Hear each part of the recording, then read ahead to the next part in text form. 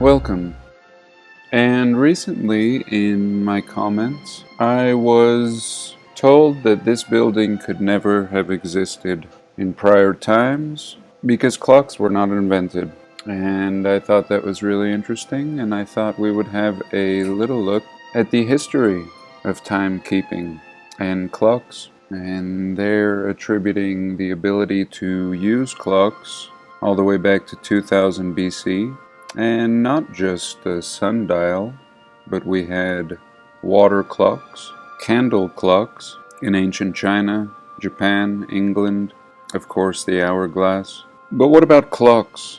The earliest known clock with a water-powered escapement mechanism, which transferred rotational energy into motion, dates back to the 3rd century in ancient Greece. Chinese engineers later invented clocks incorporating mercury-powered escapement mechanisms in the 10th century, followed by Iranian engineers inventing water clocks driven by gears and weights in the 11th century. The first mechanical clocks employing the verge escapement mechanism, a balance wheel timekeeper, was invented in Europe at the start of the 14th century. Then, of course, the pendulum clock, most accurate till the 1930s when the quartz oscillators were invented.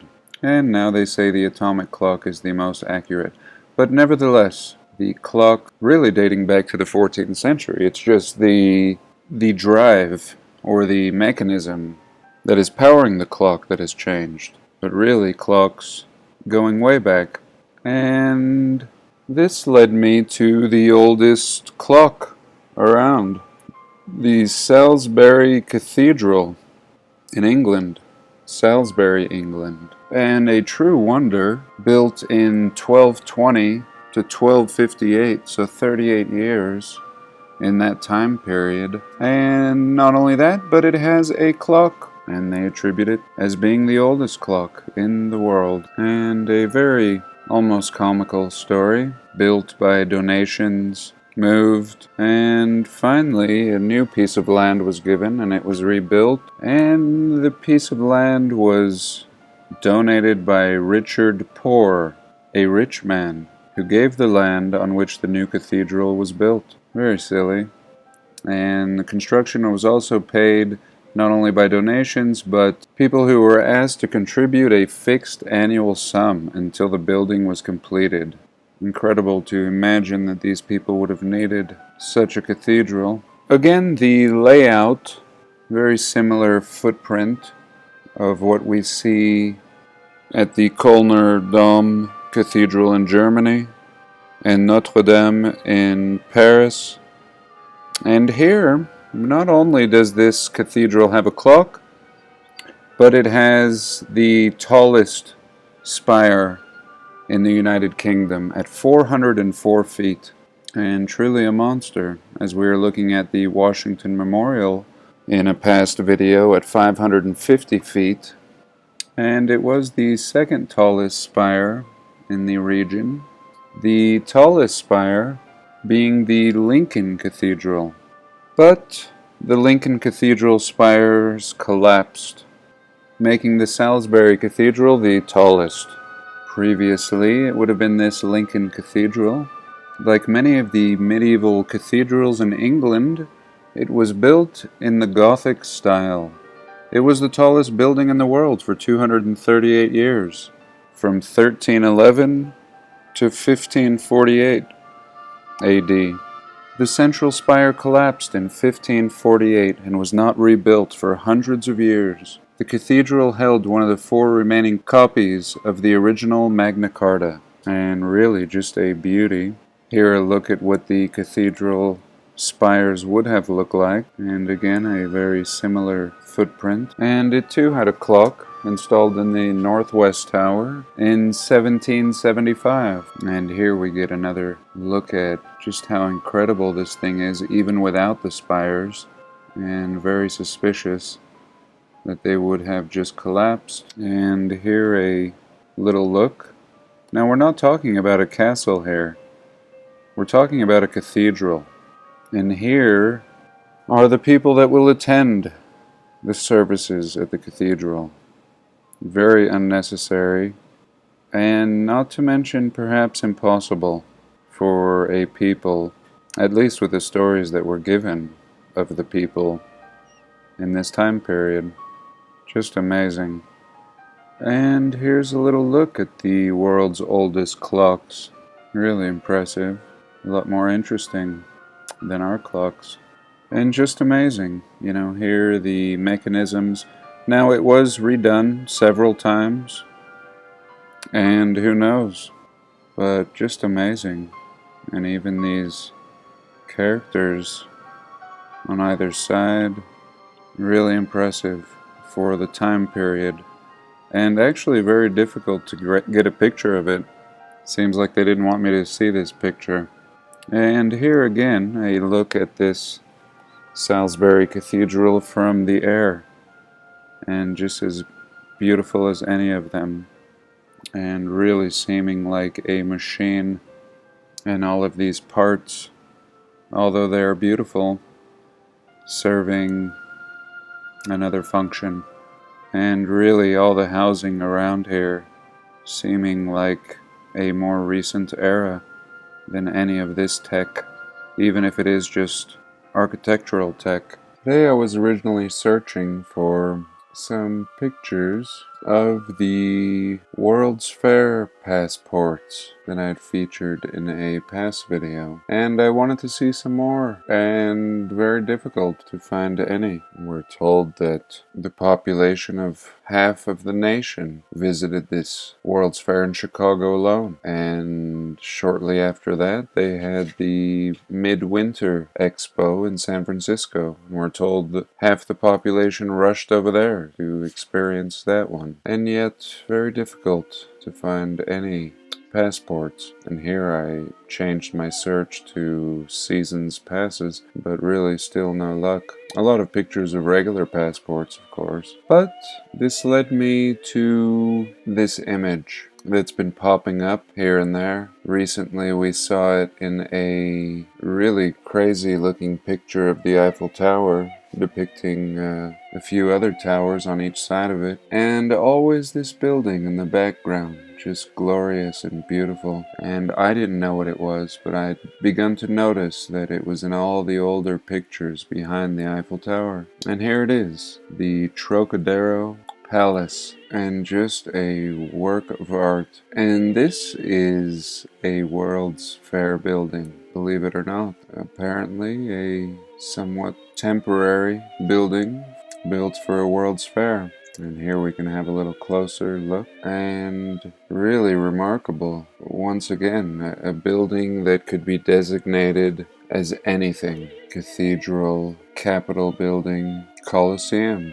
And here in Paris, a World's Fair building. And the Trocadero is an area in Paris, France, across the Seine from the Eiffel Tower. So they tell us it's named after this battle involving Napoleon and Spain. And there was a village, and later it was arranged for the 1867 World's Fair. For the 1878 World's Fair, the old palace was built here. The palace's form was that of a large concert hall with 2 wings and 2 towers. Its style was a mixture of exotic and historical references, generally called Moorish, but with some Byzantine elements. The concert hall contained a large organ. Eventually it was moved in 1977, where it's still in use today. Below the building, in the space left by the former underground quarries, a large aquarium was built to contain fish. In 1937, the Exposition International was held at the old palace, and it was partially demolished and partly rebuilt, and the palace of Chaillot now tops the hill. Like the old palace, the Palace de Chaillot featured two wings shaped to form a wide arch. Okay, that's enough of that. So, here we can have a little look at these wings, and really, I don't think they did anything but demolish this center portion, and they're telling us the new palace is these two wings that are not connected. These were clearly here in the past, and this seeming like perhaps the backside, 1876. And here what seems like the front side. Pretty amazing to claim as a temporary building. And again, these wings still remain, even though they're telling us that they tore everything down and rebuilt it. Really, they've just removed this beautiful center portion, and really for no good reason. And once again, I'll look at a modern picture, and this is no palace. This is the lack of a palace, and perhaps just the exterior skeleton was preserved. Really an absolute shame. 1878 to 1936. That's it. And this does not seem to be the same temporary story that they give us, although they did use it for just a little over 50 years. Could this have really been built for a World's Fair? And here the Eiffel Tower, stripped down to its bare bones, and still boasting some pretty impressive technology, but not as impressive as the older pictures that we've seen. And the story is really ridiculous, but I just wanted to share this lost wonder, as it seems to have been popping up in the background lately. Built for the 1878 exhibition in Paris, France. And finally, I just wanted to show some of this art in this Lincoln Cathedral in England. Really, really remarkable, and probably worth its own video. But I just wanted to show this here. They say that this Tornai Font was made from blue-black limestone during the 12th and early 13th centuries in the town of Tornai in Belgium.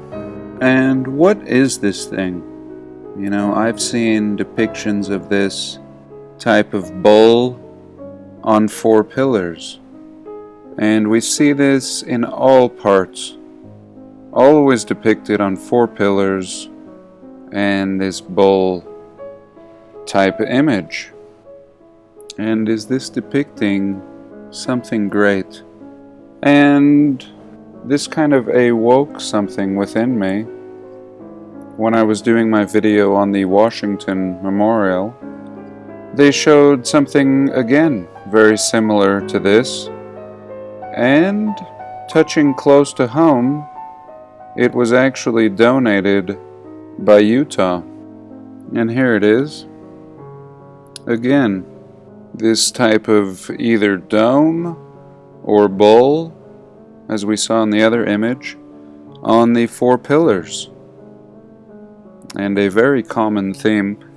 And when I was doing the Washington Memorial video, I wanted to touch on this, but this seemed like its own kind of can of worms to get into.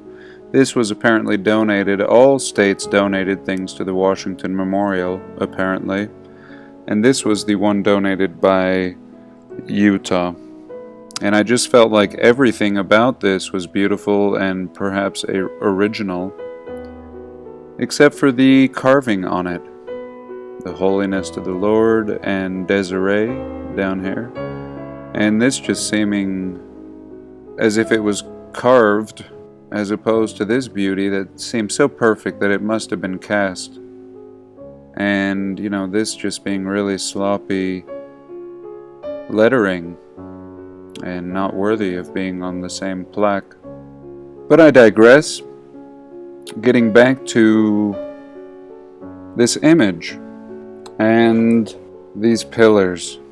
And even more recently, I was having a look at a little Google search in which I just punched in Tartarian pictures and a lot of interesting things. And without going down this rabbit hole, I just wanted to show this Tartarian lamb.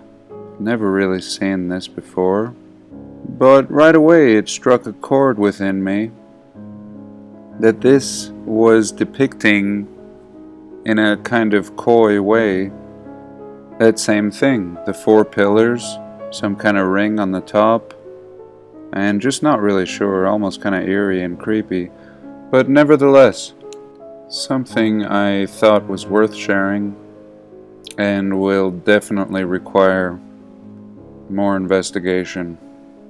And finally, a little look at the second part that caught my eye were all these Tartarian foods and trees.